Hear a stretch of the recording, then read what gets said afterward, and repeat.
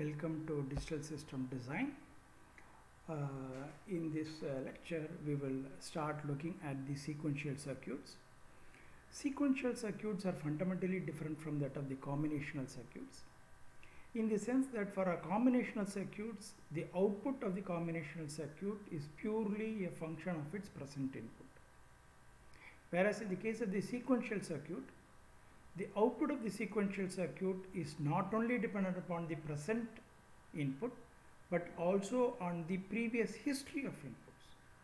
So it responds not only based on the present input, but the sequence of inputs that was given to it.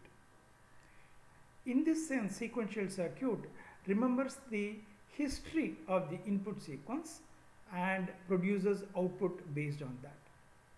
When we say a sequential circuit remembers, it means it has memory.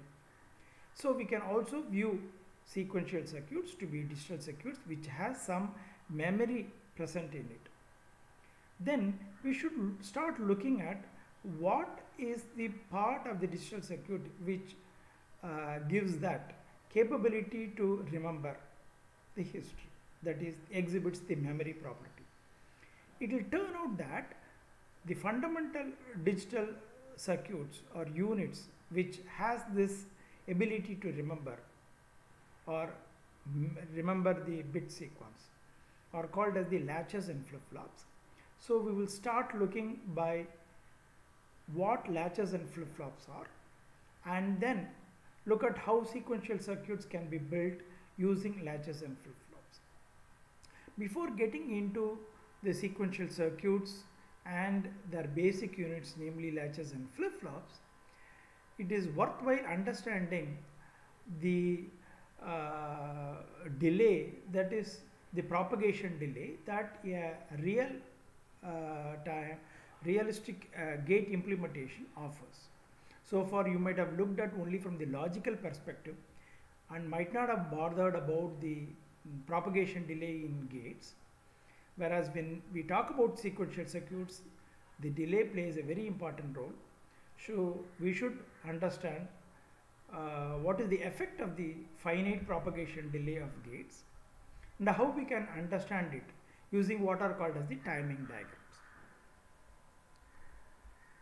So when an input to a logic gate is changed, the output does not respond immediately. It will take some time for the output to respond. That depends upon the complexity of the circuit which goes in implementing the gate. So this delay is what we call as the propagation delay, and we can clearly understand the effect of the delay using timing diagrams. Let us look at the gate, the circuit that is shown here. Here you have an AND gate followed by an NOR gate, and it has three inputs, namely A, B and C. And these gates now are gates which we are going to model it more realistically by introducing the propagation delay. Based on the technology that is used in building the gates, the propagation delay may be varying. In this case, we will take a propagation delay of 5 nanoseconds for the AND gate as well as for the OR gate. Again, the gate delays may differ from gate to gate. In this particular example, we take the same gate delay for both these two gates. In this particular example, we will keep or maintain the value of the input A as well as input C to be fixed. We will fix A at 1 and we will fix C at 0. We will let B to vary and then look at how this effect of the change in the B input propagates through the AND gate and then the NOR gate, and finally it affects the output Q. We will designate the in-between signal as P, which is the output of the AND gate. So let's fix A to be 1 and let B vary, and we will look at a case when B was initially 0, then it goes to a value of 1 for some time and then comes back to 0. And this we conveniently represent it by means of this notation: 0, arrow mark 1, arrow mark 0, means that B goes from 0 to 1 and then back to 0. So here this only shows the change in the value of B. It doesn't capture the exact time for which it remains at 1 and so on, but at least it shows the changes that takes place in the value of B.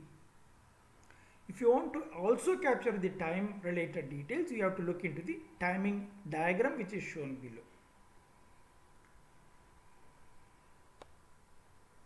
So, how this change will propagate to P and later on to Q is what we are going to look at.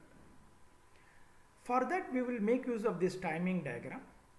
In a timing diagram, what we do is we depict the various signals which can be input or intermediate signals or Boolean variables and the output variable against a time. So on the x-axis we will have time, and on the y-axis we will depict the values taken by different variables of interest to us at different places. So here we show the variation of A, then below that of B, P, C, and then Q. Now these signals are digital signals, and these variables are Boolean variables which can take value only two possible values, 0 and 1. Therefore, to indicate it, we will show two lines. If it makes a value 0, we will indicate it using a thick line in the along the line designated by 0. Whenever A changes to 1, we will put the horizontal line at the place of corresponding to 1 and so on. So, for example, that is clearly shown in the case of B. B remains 0 for some time, then it changes to 1 and remains 1 for some time and then comes back to 0. Supposing we have only one signal, a signal A, which remains constant at a value 1, then if you simply draw a horizontal line like this, it may not be clear whether the value depicted is 1 or 0. So here in this case we have also marked the value at which 0 occurs and a point at which 1 occurs, and we have put a horizontal line against 1. It means A is permanently 1 for the entire time duration over which we are analyzing the circuit. In addition, what we may do is these input signals may be allowed to vary only at certain points of time. We will talk about what are called as clocks in much detail later. So we will assume that these signals remain constant for a duration called as the clock period, and then changes to another value at the end of a clock period and takes a different value for during the next clock period. So these points, when the clock period changes, they are marked by means of this markings. So the first duration is one clock period followed by another clock period and so on. Again, to show how different signal changes at different clock period, we can put a dashed line at the time points when this clock period ends and another clock period begins, just to show how the variation of A and B are being related and so on. So this is how normally in a timing diagram we depict. In addition to that, if there is what is called as a clock, we will also show a clock. In this particular diagram, we are not showing a separate clock. In later, such situations will arise. So again, with regard to this particular diagram, we see that A takes a value 1 and remains 1 for a long time. Then B, which was originally 0 for a duration, which we'll call it as a 1 clock period duration, changes and takes a value 1 and remains 1 for about 2 clock periods. Then comes back to 0 and remains at 0 for the rest of the duration. So this point at which the clock period ends, which is what we have denoted as T1, T equal to T1. So if you are not worried about the clock periods and so on, we can simply designate these times as certain time points, T1, T2 and so on. Now let us look at what will happen to P as a result of a change in B. When A is 1, B is 0, then it is 1 and 0, so P is 0. So P initially takes a value 0. So when P is 0, C being 0, so 0 or 0 is what is 0 and 0 are given to the NOR gate. What will be the output? In order to find it, you can use the truth table of the NOR gate to find out what happens when both the inputs of a NOR gate is 0.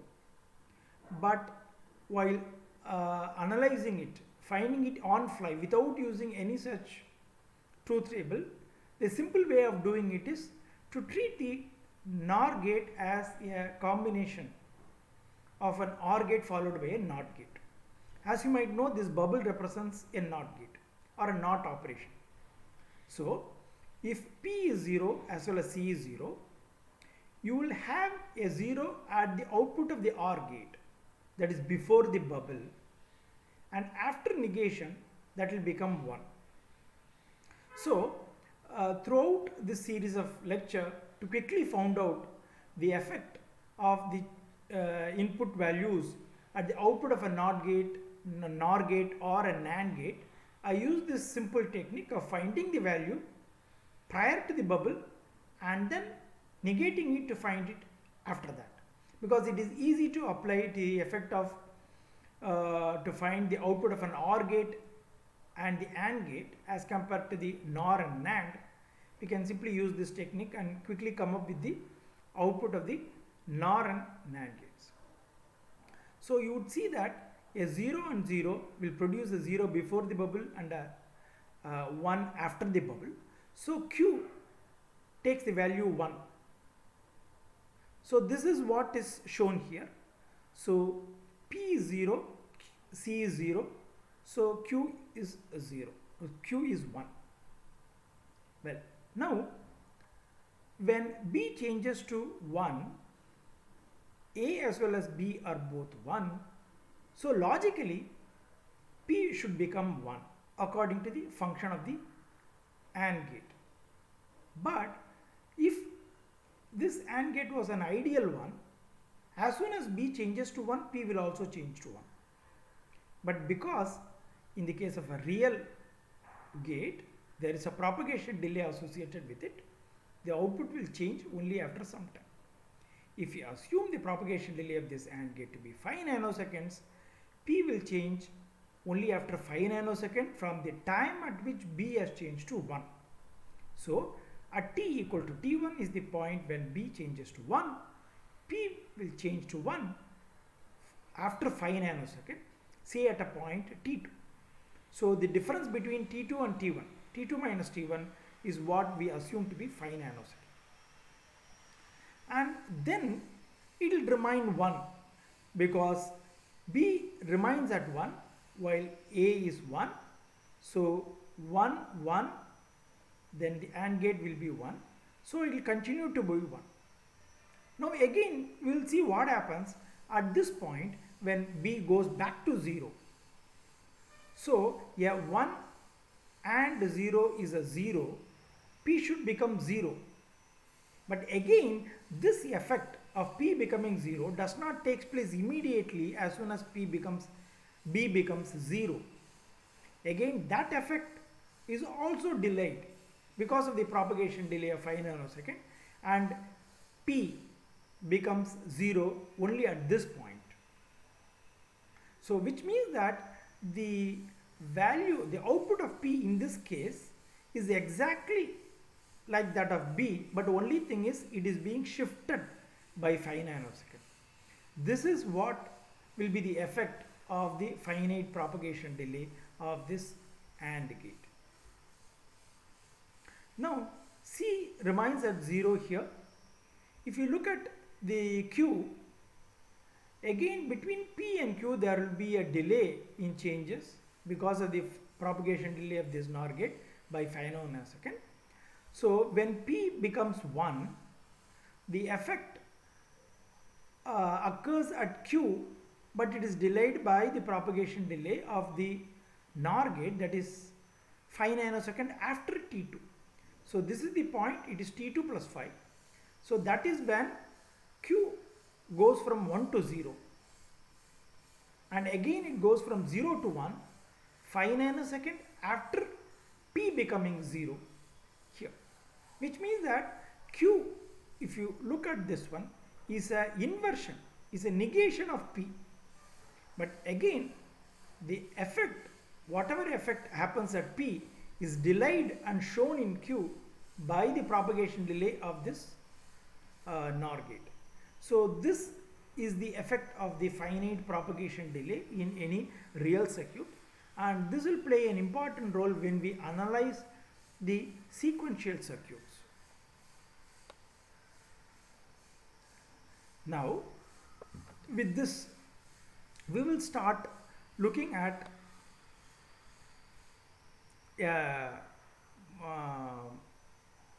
how a latch or a memory can be built in. Let us now look at a case where we have a NOT gate. A NOT gate will complement the input. If the input is 0, the output is 1. If the input is 1, the output is 0.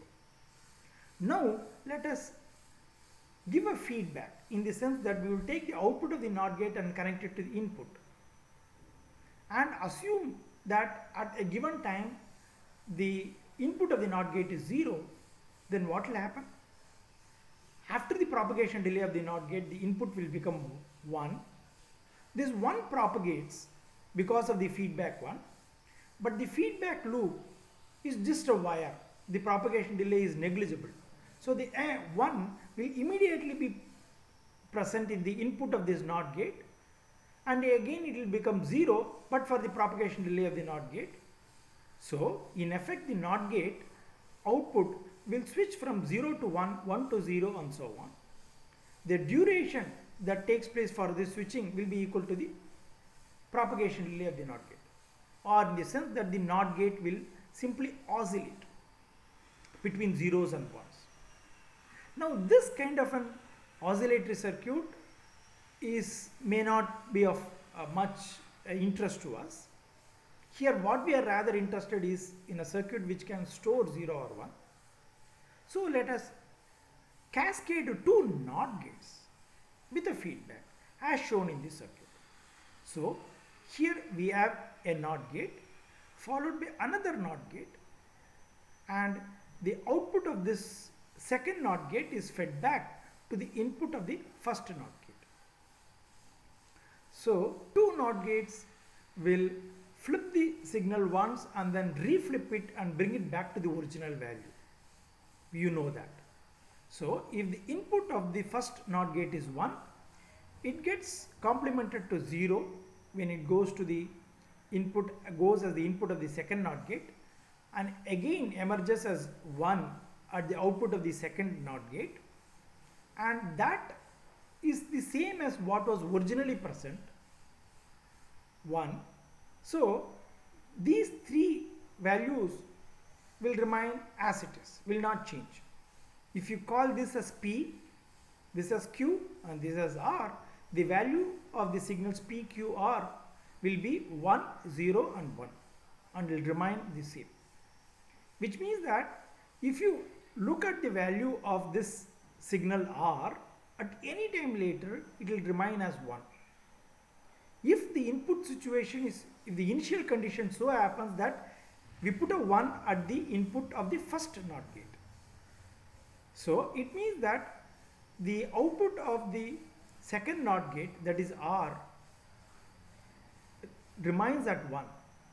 So it remembers that a bit once and preserves it forever as long as this circuit is in a working condition. So you should not be assuming that if you have a 2 NOT gate and we put a bit 1, it will remain there forever, we don't need to do anything. See, these 2 NOT gates, the circuit has to be powered on. If it is powered on, then only the NOT gate will work the way you expect it and the bit will be remembered. If you remove the power, then of course the bit will go away and it won't remember. So there is a price that you pay, that the energy that is involved in making the circuit to remember a bit.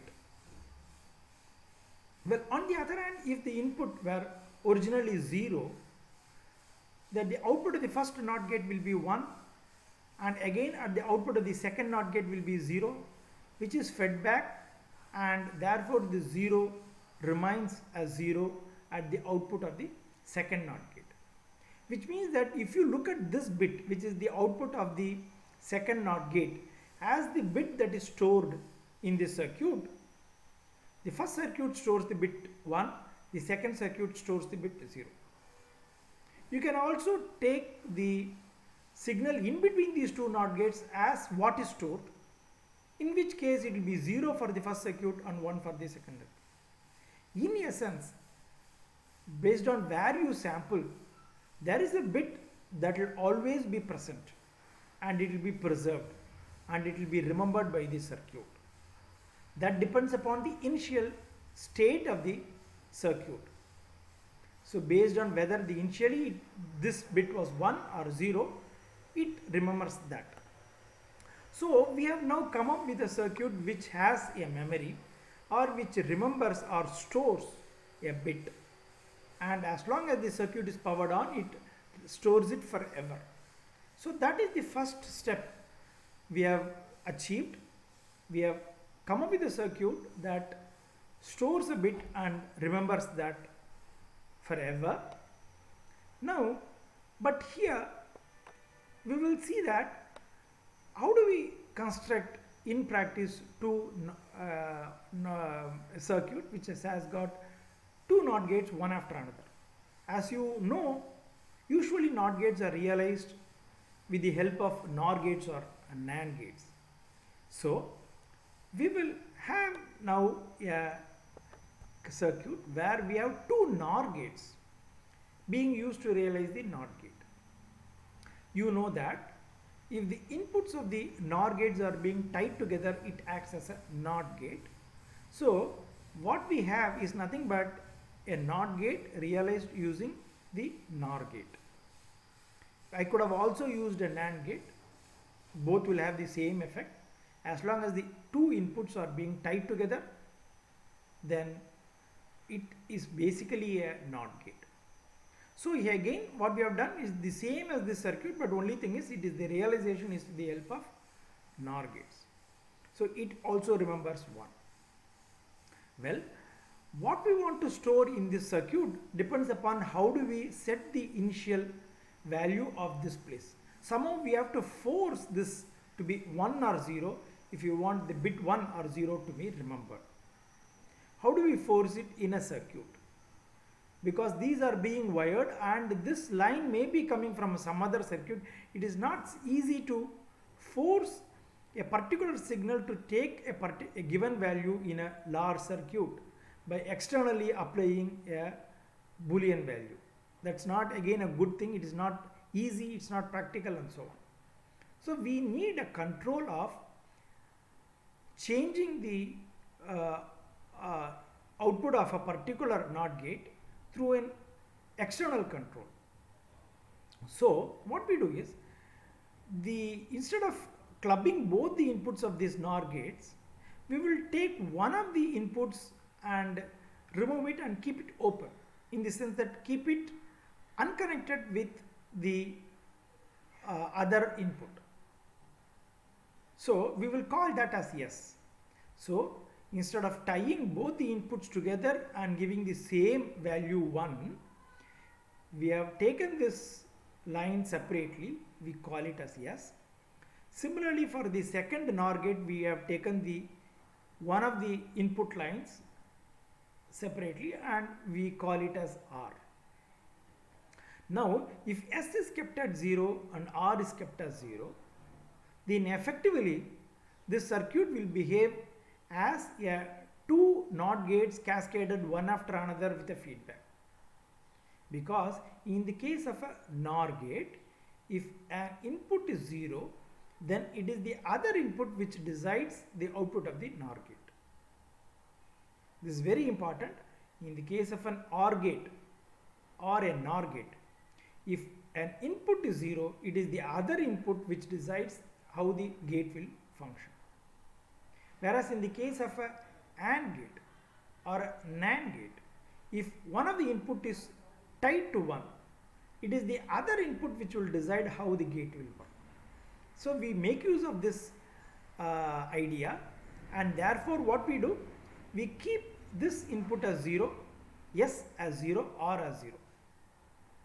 Now, if this line was originally 0, okay, that is, we will call P, which is the output of the second NOR gate, which is also the same as the input to the first NOR gate as P.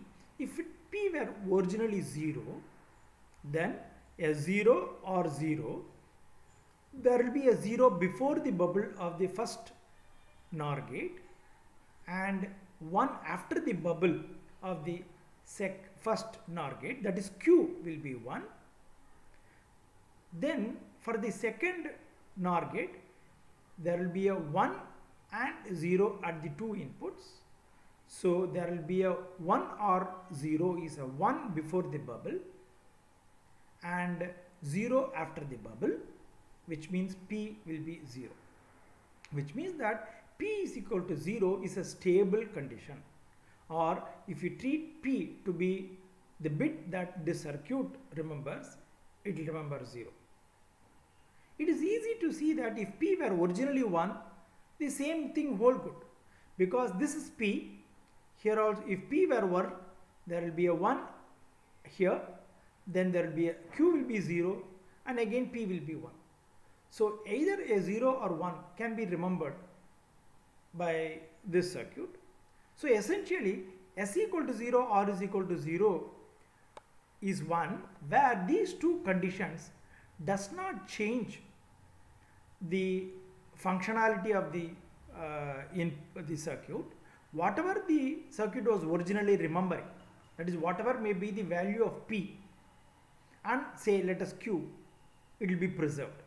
So we will put it in the form of a table or a truth table here. So S and R are the two signals which we are going to use it to control how this circuit will function. If there were zeros, if P is 0 and Q is 1, P is 0 and Q is 1, so 0 means Q will become 1 and P will remain at 0. So P little later will remain at 0 and Q after some time also will remain at 1. So P is equal to 0, Q is equal to 1 is a stable condition.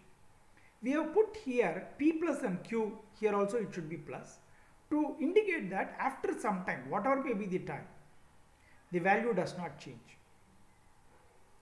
So this happens when S equal to 0, R is equal to 0. Similarly, if P were originally 1 and Q were 0, then after some time or any time for that matter, P will remain at 1, Q will remain at 0. Now we can take P and Q to be the two outputs that can be taken out of this circuit, and these two signals P and Q are complement to each other. If you take P to be the bit that is stored by the circuit, it also stores the complemented value of the bit in Q. We can either take P or Q and make use of it. So P and Q are complement of each other in this case whenever it is in a stable condition. Now what we will do is we will try to exercise control in the sense that suppose we want to force this circuit to store a given bit 1 or 0, how do we do it? That we can do it using these control lines S and R. Now let's say we make S to be equal to 1 while keeping R to be 0. That is indicated in this line of the truth table. So when S is 1, R is 0, how the circuit is going to behave? Again, that depends where what was the value P and Q had when we set S to be 1, R equal to 0. So it is also dependent upon the value present in this circuit P and Q whenever an input condition is being given. So this is what we mentioned, that it remembers a bit and reacts based on the not only on the input that are given S and R that is being given, and based on what is already stored, which is again a function of the previous sequence of inputs. So let us look at this case. When S is 1, R is 0, P can take two possible values, 0 or 1. We are separately analyzing it. This is the case when P is 0 and this line is the one when P is 1. We know that when the circuit is in a stable condition, P and Q are complement of each other. So when P were 0, Q should have been 1. When P is 1, Q should be 0. Now let us look at the first condition, input condition as well as the state condition, what was stored in this circuit. So S is 1 and P is 0. So there is a 1 here and there is a 0 at P, at the another input of this NOR gate. So irrespective of what is present at the other input of this NOR gate, because S is 1, the value before the bubble will be 1 and after the bubble it will be 0, which means Q will be 0, which means Q will become 0. Now Q has become 0 and R we are keeping it as 0. So 0 or 0 will make 0 before the bubble and 1 after the bubble, which means P will be 1. So P will be 1. So it was originally 1, it is retained at 1. Sorry, if it was originally 0, it is changed to 1. This is what will happen under this condition.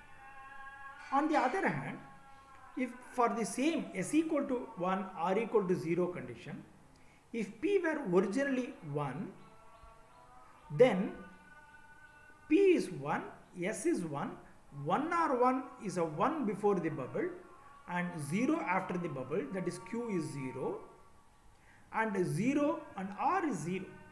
R is 0 and Q is 0. So 0 or 0 is 0 before the bubble and 1 after the bubble, that Q, that is P becomes 1. So P,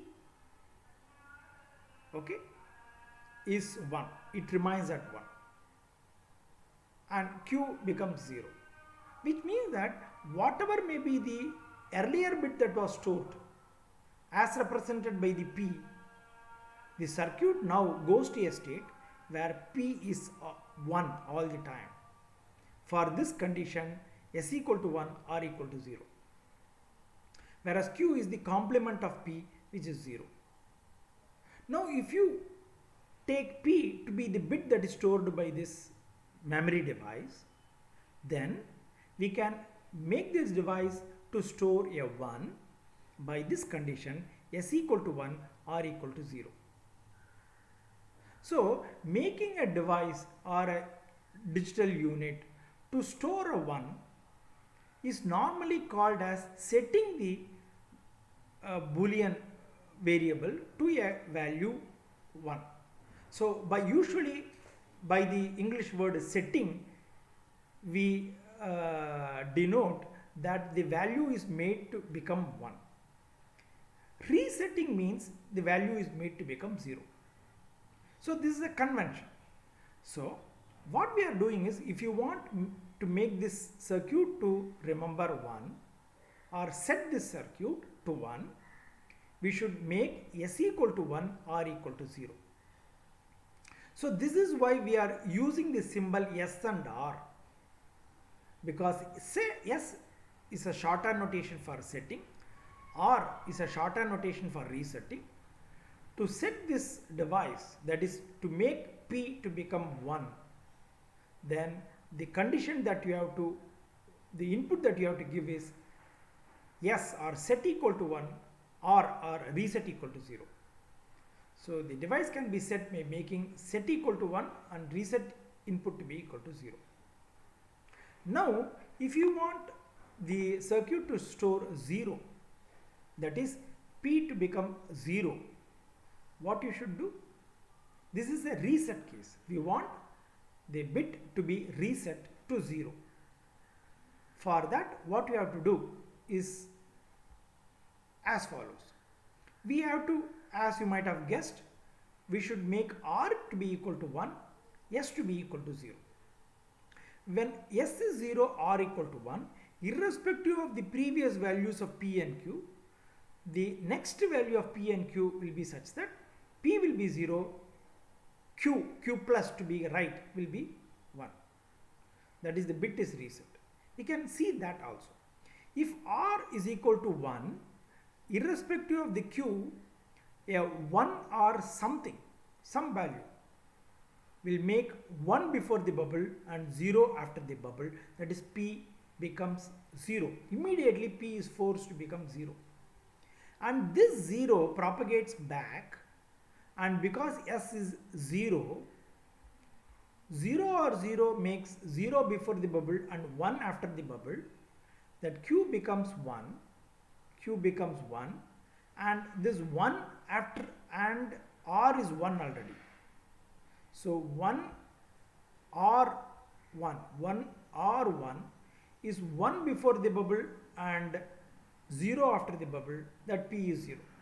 So you would see that this change propagates once through this feedback loop and it has to settle to a particular value. If it goes on changing forever, we cannot say that a bit is stored and the circuit is stable. You should do this calculation once or twice until you are ensured that the different signals do not change the value henceforth, once the input are being frozen. So that is what happens here. So P remains at 0, Q at 1.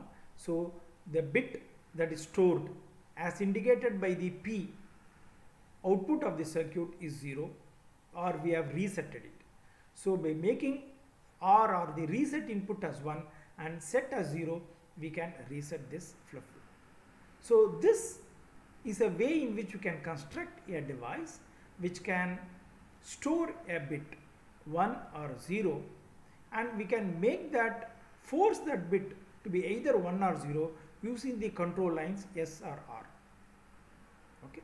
Now we will go ahead and then look at how this circuit can be slightly rearranged to be more aesthetic. So look at, this is the circuit that we looked at, two NOR gates one after another, and we are going to call it as the set reset latch. The reason for the name latch and later on the flip-flops will become evident soon. So if you look at this one, you may first, it may look that there are two NOR gates, one cascaded by and after another, one feeding the other. So we have been telling that this is the first NOR gate, this is the second NOR gate, and so on. There is nothing that differentiate these two NOR gates. They are the same footing. Okay, that we can easily see by redrawing the circuit without changing the input, the connections to be this form. We'll see how it is. Here is a case, we have one NOR gate whose output is given as the input of the second NOR gate, another NOR gate. This NOR gate's output is fed as the input of this previous NOR gate. So we have got two NOR gates such that one of the inputs of these NOR gates are being floated and they are called as S and R. If you look at the other inputs, first 1 drives 2, 2 drives 1. So we can draw it in this manner. Let us put 1 on the top and 2 on the bottom. So yes, after some reworking, let us say we'll put it on the top to be more pleasant looking. So what we have to do is that the output of 2 has to be fed back to the input of 1. That is what happens here. The output of the NOR gate to 2, which we have called it as here. So here the renaming Q and Q bar are different. We will come back to that later.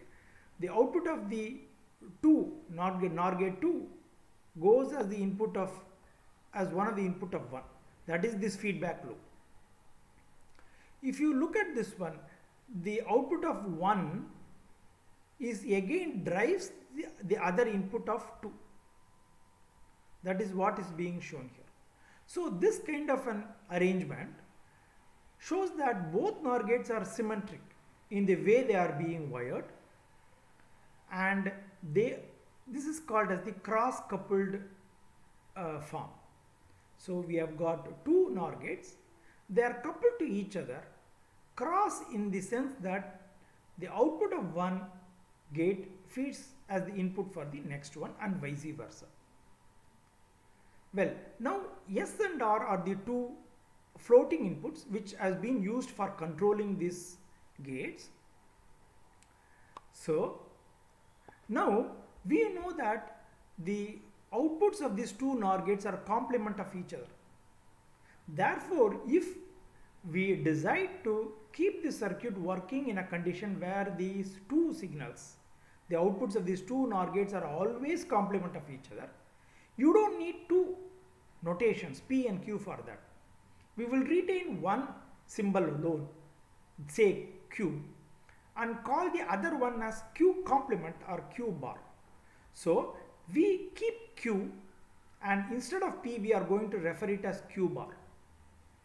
So this would be Q bar and this will be Q, and we will always take QB to be the output of this circuit, and you also have its complement available to you for you to make use of it. So when we say the output of this circuit, we always mean Q, the one that is comes out as the output of the NOR gate to which R is an input, and the complement of Q, which is Q bar, is the output of that NOR gate to which an input is S input. Okay. So this is how we can redraw the circuit, and if you want to quickly look at how the circuit will follow the same condition that we have already looked at, if you keep S equal to 0, R equal to 0, S equal to 0, R equal to 0, then if you look at Q, if Q were originally 0, see S equal to 0, R is equal to 0 means the input of these NOR gates are 0, 0, they don't really play a role.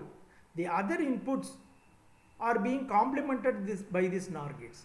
Q will be complemented and given as Q bar. This Q bar will be complemented and given as Q, which means that Q will retain its value whatever it was original value is. That is what is shown here. Q, if it were 0, it will remain as 0. If it were 1, it will remain as 1. And Q bar being complement of Q will also remain.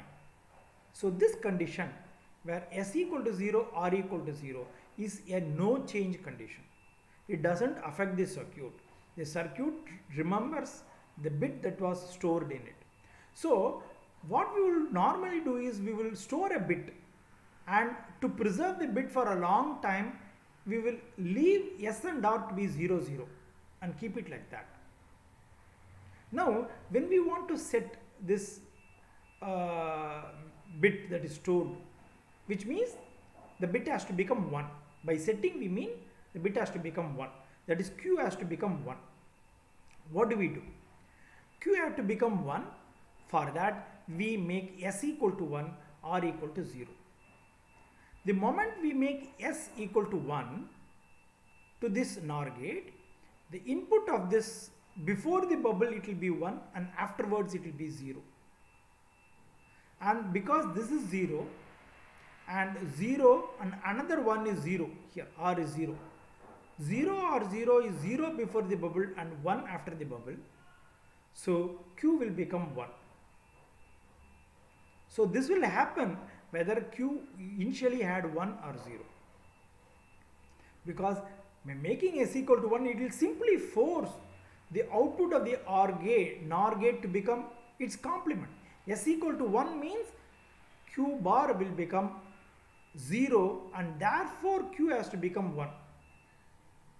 But it should be remembered that it's not only the other input has to become 0 so that it will not affect the forcing that S does. So this is the set condition. Now if you want to reset this latch, that is make it to store 0, that is Q to become 0, then set has to be 0 and reset has to be 1. The moment reset is 1, 1 or something will make 1 before the bubble and 0 after the bubble.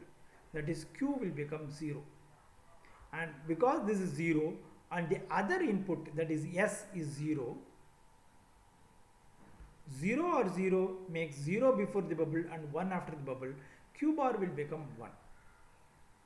So this, we go to this condition which is the reset condition. So we can reset this latch using this one. Now what will happen when both S and R were made to become 1? Well, now let us carefully look at this circuit.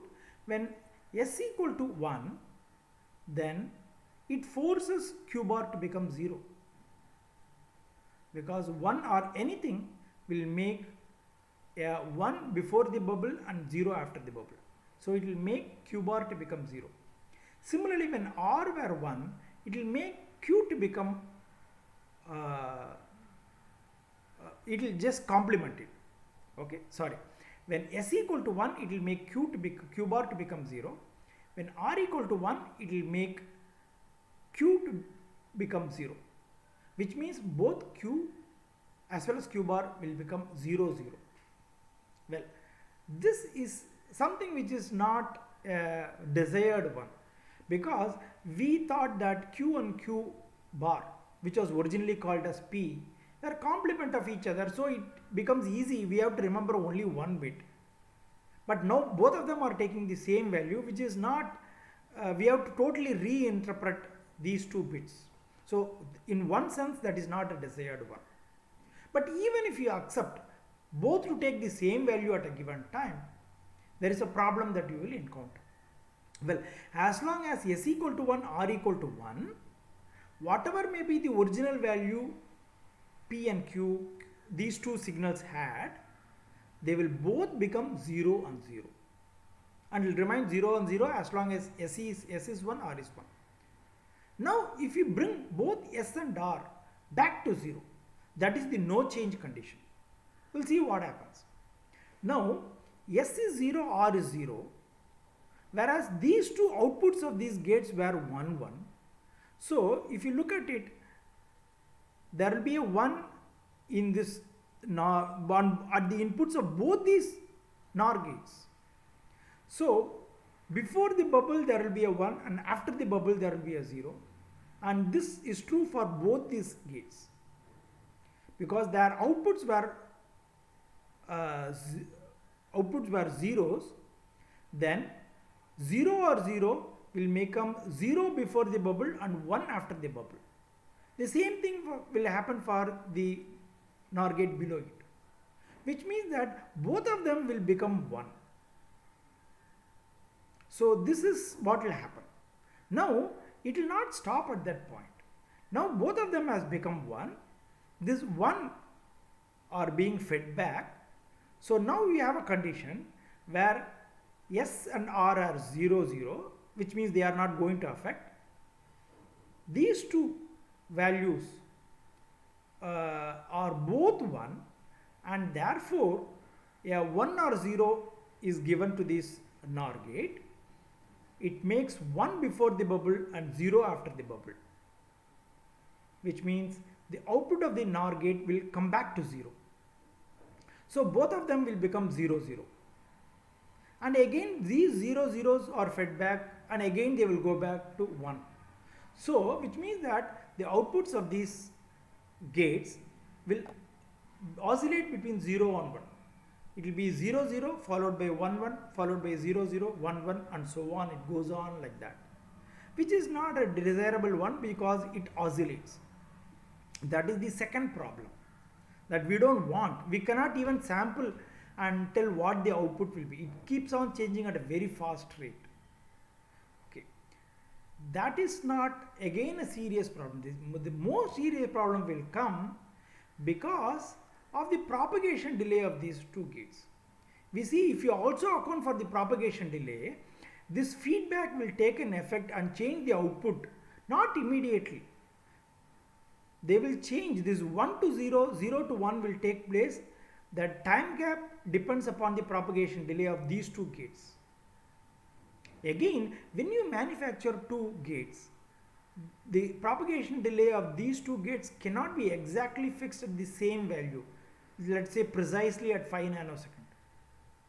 Okay, because these propagation delay are dependent upon various characteristics of the ICs that goes into the manufacturing, the thickness of the various layers and the actual concentration of the N-type or P-type semiconductors that we are building and so on. Because of so many process characteristics that keeps changing, there will be a slight variation in the propagation delay.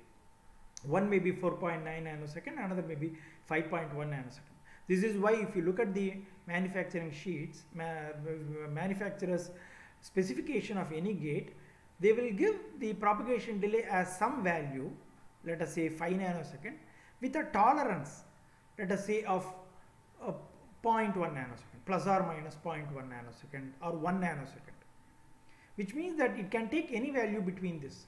If it is 5 nanosecond plus or minus 1 nanosecond, it can lie between 4 and 6 nanoseconds. Now, if these two gates have got slightly different propagation delay, so this changes between 0 to 1, 1 and 0 will not be synchronized forever. They will soon go out of synchronization. It may so happen that while one gate is changing its output to 0, the other one will not change to 0, it will become 1, it will continue to remain at 1 and so on. So this brings us to a case where one is 0, other is 1. So that will similar to a set condition. So the device will be set to 1. Or if the other way, if the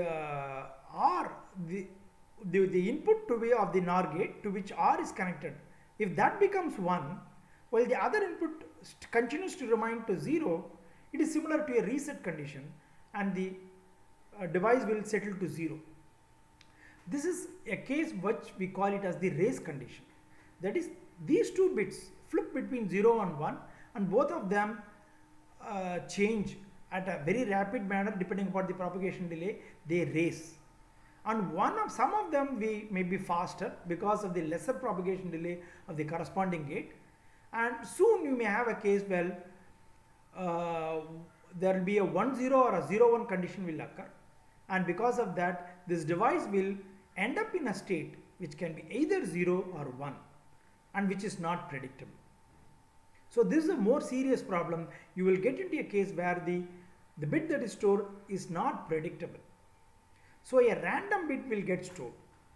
Therefore what we do is that this condition is not a desirable one. because it has lot of problem. Both the outputs are not complement of each other, problem number one. Problem number two is that they will under transient condition, that is for quite some time after the change, the outputs will oscillate, and the third one, they randomly settle to a bit. So because of all these reasons, this 1-1 condition is not a desired condition, and therefore we say that this is a forbidden state, forbidden input condition. We will never keep this S or latch in a condition where both S and R are 1-1.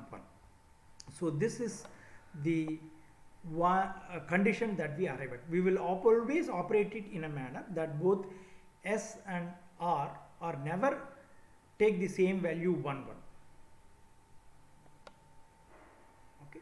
So with this in mind, what we can do is that we can now derive the value of the output of this SR latch as follows. We are interested in Q plus in terms of the inputs S and R and the present state Q.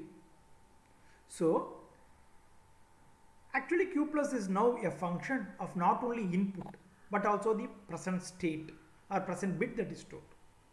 So you can view it as, this is why it differs from the combinational circuit. S and R as the actual input to the circuit, where S is a bit that is already stored. Q plus is a function of S or S.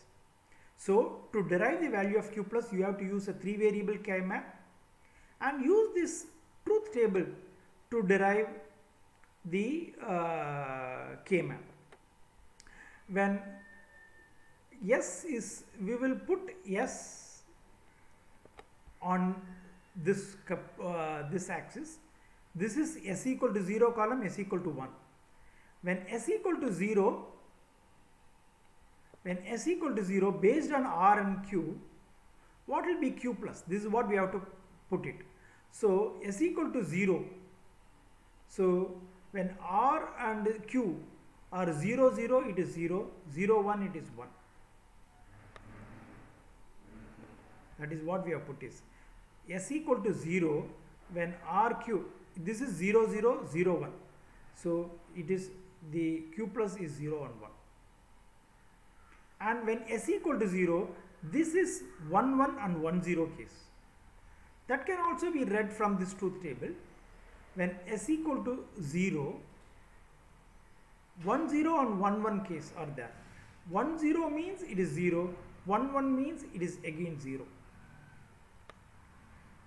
So both of them are 0, 0s. We can fill it like this. What happens when S equal to 1? When RQ are 0, 0 and 0, 1. We can read it from the truth table. When S equal to 0, 0, when R and Q are 0, 0 and 0, 1, it is actually 1, 0.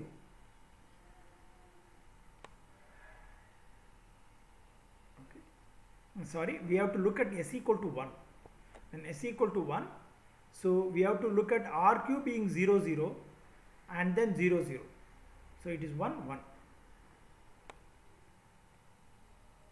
That is what is being shown here. Now look at these two cases. Here S equal to 1, R is also equal to 1, 1 for these two rows. This is a forbidden state, which means that these two input condition S equal to 1, R equal to 1 is not allowed. So what do you do with regard to the K-map? We can treat it as a don't care condition. Reason being, we will never going to allow this input condition to exist. So we don't care what the output is going to be because it will never occur. So for the sake of effectively minimization, effective minimization, we will put it as XX. Now we will reduce this truth table. So covering all ones, okay, we will see that this is one case and this is another coverage. This is nothing but S equal to 1. So this square means yes, and this square corresponds to this row. This is a 0, 1 row, which means 0, 1 means R dash Q. R dash Q. So we can write Q plus as S plus R dash Q. So this is the characteristic equation of this SR latch. So we have understood what an SR latch is, how it can be used to store a bit, how by setting S equal to 0 or equal to 0 we can leave it at this case of storing a bit forever. 1 is not a allowed one. The characteristic equation of this latch can also be arrived at. We will stop at this point. We will look at how we can build SR latch in a different manner using a NAND gate, and then we will look at how using SR latch as a building block other kind of latches can be built. Thank you.